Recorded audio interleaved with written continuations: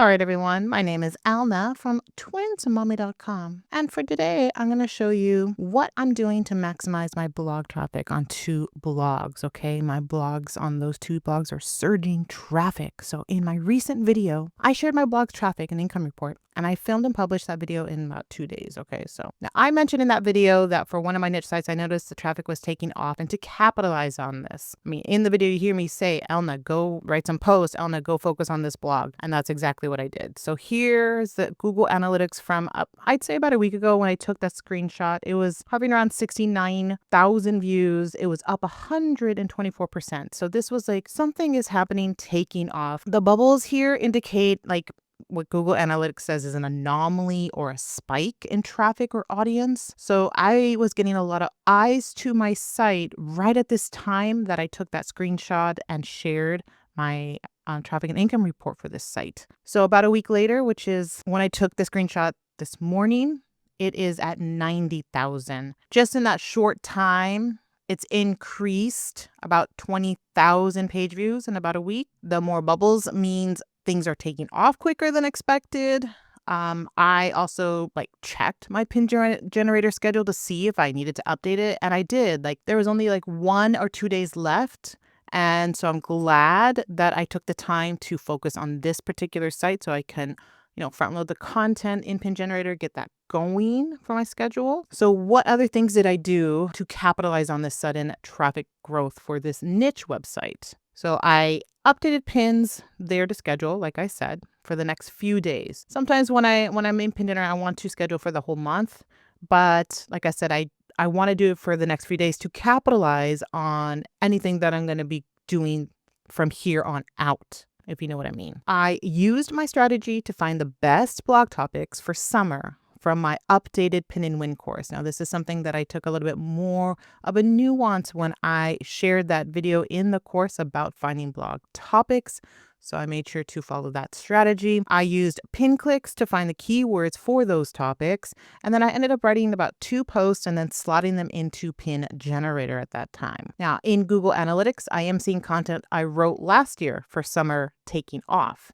So when you go to Google Analytics, you can see the content that people are checking out at the moment. For example, for my Twins Mommy site, here's my Google Analytics. And if you scroll down, you can see views by page title. So I often look at this to see which posts are in the uptick, which ones are getting more views at this moment. And so I can focus on those.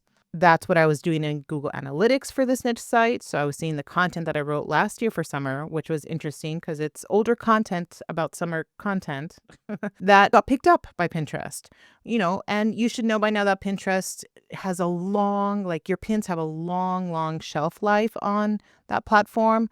And it just shows that things that you wrote last year can take off this year. And that's what I was noticing. So when this happens, I do create a couple new pins and new content, but also do new content as well. So I haven't done that tactic yet, but I'm going to in the next week. So I'm going to really dial down on the posts that are taking off and see if I can create content around that. So let's look at the other site that is starting to take off. And this is my mock site that I created for my Pin and Win course students. I wanted to share another mock site because in my original Pin and Win course, I used a pet site, and I'm no longer really using that site. It's dormant, so I might pick it up later. Who knows? But right now I focused on this recent, it's a more recent site. So I wanted this updated course to focus on a blog that is published recently that isn't older than a few years kind of thing. So like I said, it was dormant for many months. I got busy, but when I started updating that course in March, it was around 1,500 page views.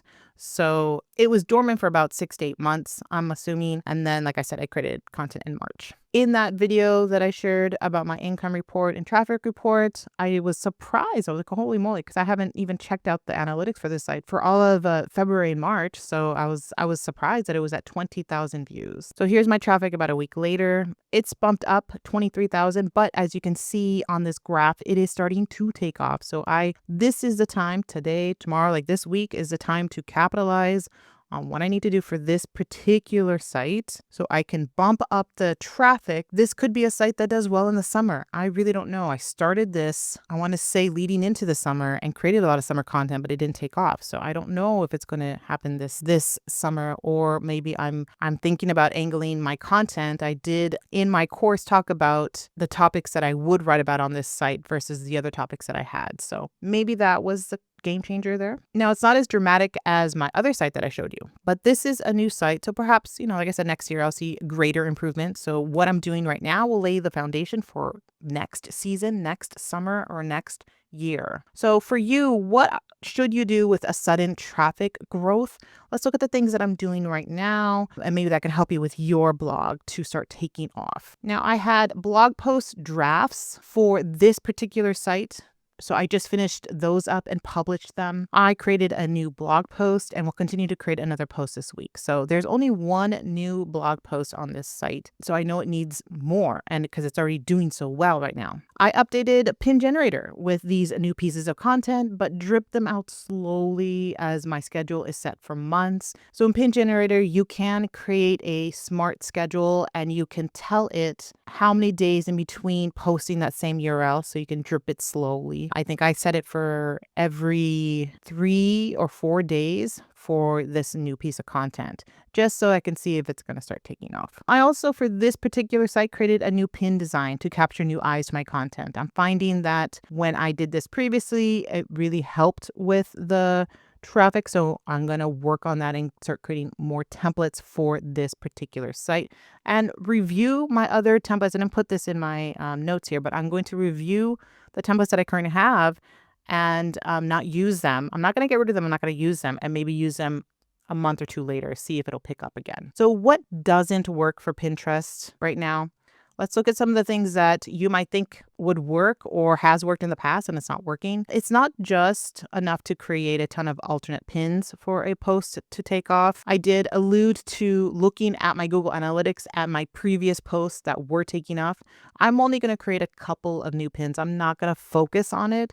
Previously, before, I guess, AI and all that, I would dial down on those previous pieces of content and just double down on making a ton of alternate pins. There's also no need to send your posts or your pins to group boards. While they can still work, it's not vital to your Pinterest strategy. I do have group boards for certain niches, and so I do post them periodically. It's a manual post, and I do that periodically, but I don't rely on that strategy. This was a strategy that I heavily relied on, I'd say, in 2016, 2017, where I doubled down and had hundreds of group boards that I pinned all my content and didn't have barely any of my own personal boards. That has totally flipped for 2026. There's no need to rely on older popular posts from last season. Like I said, you can just create the new content for this season. And you really don't need a schedule. I know there's been some discussion about what if I publish 4 or 5 blog posts, will the ad platform demonetize me? I haven't seen that, but I don't do it consistently. So I think in my comment, I mentioned something like, yeah, I might publish 2 posts today, and then tomorrow I don't publish anything. And then the next day I publish 3 posts, and then I don't publish anything for all until 2 weeks later, where I publish 1 post. I'm very varied because I have so many niche sites that I don't need to be consistent. Right now on Twins Mommy, I have a lot of posts draft from my writer. So I'm going through every day and just publishing them. I might do 2 today. I might schedule them for tomorrow and do all that stuff. The only thing is that I worry about scheduling them is that I forget about them and to forget about pinning them, because I need to start the pinning strategy for published posts that I share in my Pin and Win course. And so I don't want to forget about them if I schedule them. So I go in spurts with things like that. And just to re-clarify what is working for Pinterest in 2026, new URLs, if you haven't realized this, not just new pins, okay? So new URLs, new content, user intent keywords. Let's dial down more into these user intent keywords so that people look at your pin and go, that's exactly what I need. Better pin designs. You need to compete with those AI pins and other creators that are doing their pins very well. So you need to really dial down on better images. If you start using AI for those images, have better AI images, font choices, find new and easy to read fonts, and even some CTAs on your pins, like click for more or number 7 was a game changer. I personally haven't added those types of CTAs, but I do add occasionally a CTA, like especially for certain niches, but not all the niches that I have. Let's play around with certain emotional triggering words. That's something that I've been doing. So using something like low key or ridiculously simple or some other things that you gravitate towards, and start using that for every pin title that you have on your pins and seeing if that works. For a while for me, it was easy this, easy that, but that's been oversaturated. So now I have to find different words to convey people to click on my pins, kind of thing.